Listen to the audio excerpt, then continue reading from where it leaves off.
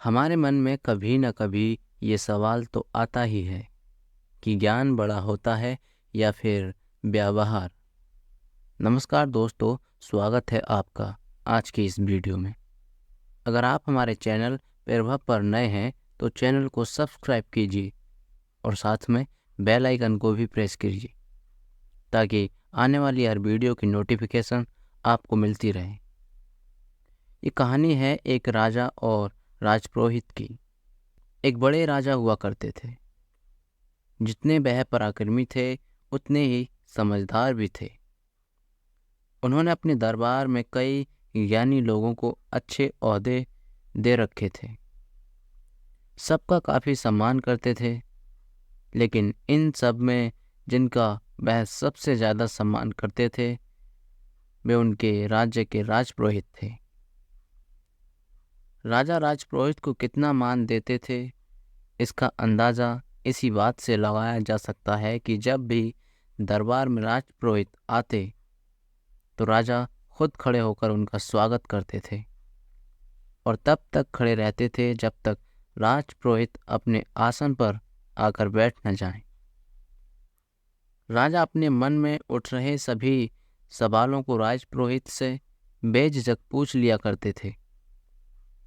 राजपुरोहित भी अपनी बुद्धि से उनका अच्छे से उत्तर दिया करते थे। एक दिन दरबार में राजा के मन में कोई प्रश्न आया। उन्होंने राजपुरोहित से पूछ लिया, गुरुजी, एक सवाल मेरे मन में कई दिनों से कौंध रहा है। अगर आप इजाज़त दें तो पूछना चाहूँगा। आप हुक्म कीजिए महाराज, राजपुरोहित ने कहा। जैसे कि मैंने बताया, कई दिनों से यह सवाल मुझे परेशान कर रहा है। मुझे विश्वास है कि इसका ऐसा उत्तर जिससे मुझे संतुष्टि मिले केवल आप ही दे सकते हैं। सवाल यह है कि ज्ञान बड़ा होता है या फिर व्यवहार? राजा ने पूछा। राजपुरोहित सोच में पड़ गए।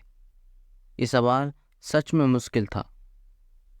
ऐसा नहीं है कि उन्हें इस सवाल का उत्तर नहीं मालूम था, लेकिन उसे कैसे राजा को सरल तरीके से समझा जाए ये उनके समझ में नहीं आ रहा था। राजपुरोहित ने विनती कर राजा से कुछ दिनों की मोहलत मांग ली ताकि कोई ऐसा तरीका ढूंढ सकें जिससे इस सवाल का उत्तर राजा को संतुष्ट कर पाए। दरबार खत्म हो गया। राजपुरोहित अपने घर वापस लौट गए। उस दिन से वो चिंता में रहने लगे। उन्हें समझ नहीं आ रहा था कि वे कैसे राजा के सवाल का उत्तर दिया जाए। 2-3 दिन बीत गए, लेकिन राजपुरोहित अभी भी इसी कसमकस में थे और न अच्छे से सोते थे, न ही ठीक से सो पाते थे, न खा पी रहे थे। उनकी पत्नी यह सब देख रही थी, तो पत्नी ने राजपुरोहित से उनकी परेशानी का कारण पूछा। राजपुरोहित ने सारी समस्या अपनी पत्नी से कही। पूरी बात ध्यान से सुनने के बाद उनकी पत्नी ने उन्हें एक उपाय बताया और कहा कि अगर आप ऐसे करोगे तो राजा को आपका उत्तर समझ भी आ जाएगा और संतुष्टि भी मिलेगी। राजपुरोहित अगले दिन राजमहल गए और कहीं न जाकर वह सीधे ही राजा के खजाने के पास पहुंचे और खजाने से 2 मोती चुरा ली। उनको ऐसा करते देख खजांची ने देख लिया। खजांची को अपनी आंखों पर विश्वास नहीं हुआ। उसने सोचा शायद उसको भ्रम हुआ है, क्योंकि राजा के इतने खास राजपुरोहित चोरी कैसे कर सकते हैं। उनके एक बार कहने से राजा उनको बेशुमार धन दौलत देता था। अगले दिन राजपुरोहित फिर से खजाने से 2 मोती चुरा लाए। फिर से एक बार खजांची ने यह देखा। अब उन्हें लगा कि उन्होंने कल जो देखा था वह कोई भ्रम नहीं था।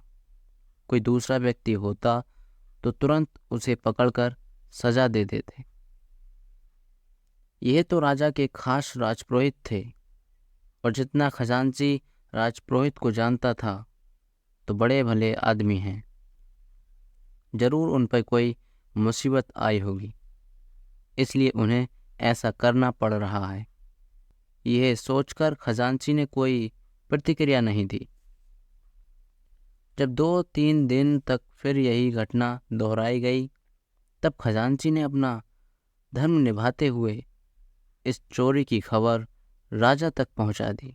राजा को पहले तो बिल्कुल भी विश्वास नहीं हुआ, लेकिन खजांची ने जब पूरी बात बताई कि कैसे राजपुरोहित एक नहीं, दो नहीं, लेकिन पिछले 1 हफ्ते से खजाने से मोतियों की चोरी कर रहे हैं, इस बात को खजांची ने इतना जोर देकर और कसम खाकर कहा कि राजा को अब उसकी बातों पर विश्वास हो गया।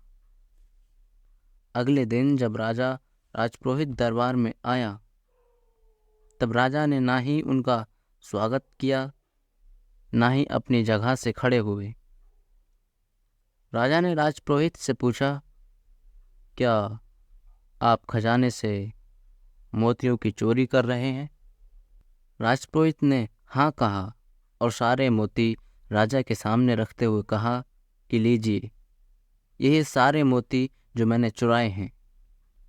राजपुरोहित का ऐसा व्यवहार देखकर राजा के साथ दरबार में बैठे सभी लोग आश्चर्यचकित थे।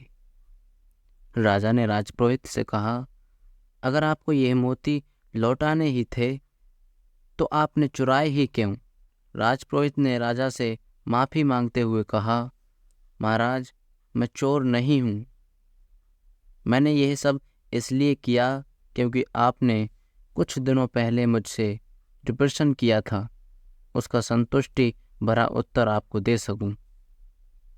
जैसे कि यहाँ उपस्थित सभी लोगों ने यह देखा कि आज महाराज ने ना ही मेरा स्वागत किया और ना ही पहले की तरह मुझे इज्जत दी, जबकि अभी भी मेरे पास उतना ही ज्ञान है जितना पहले था, बस कुछ बदला था तो मेरा व्यवहार। इससे यही साबित होता है कि आपके पास चाहे जितना ज्ञान हो, अगर आपका व्यवहार अच्छा नहीं है तो सब व्यर्थ है। इसलिए व्यवहार सबसे बड़ा होता है। राजा राजपुरोहित की बातों से और उनके द्वारा किए गए इस अनोखे उत्तर से बहुत प्रसन्न हुए। उन्होंने आज तक राजपुरोहित के साथ ऐसा व्यवहार नहीं किया था। उसके लिए माफ़ी मांगी और एक बड़ा इनाम उन्हें दिया। दोस्तों, आज की इस शिक्षाप्रद कहानी से मिलने वाली सीख को हमें अपने जीवन में इम्प्लीमेंट करना चाहिए। हम चाहें जितनी पुस्तकें पढ़ लें, अच्छे से वीडियोस देख लें, आर्टिकल पढ़ लें या जितना नॉलेज प्राप्त कर लें, लेकिन अगर हम उन्हें अपने जीवन में अपने व्यवहार से नहीं लाते तो सब व्यर्थ है।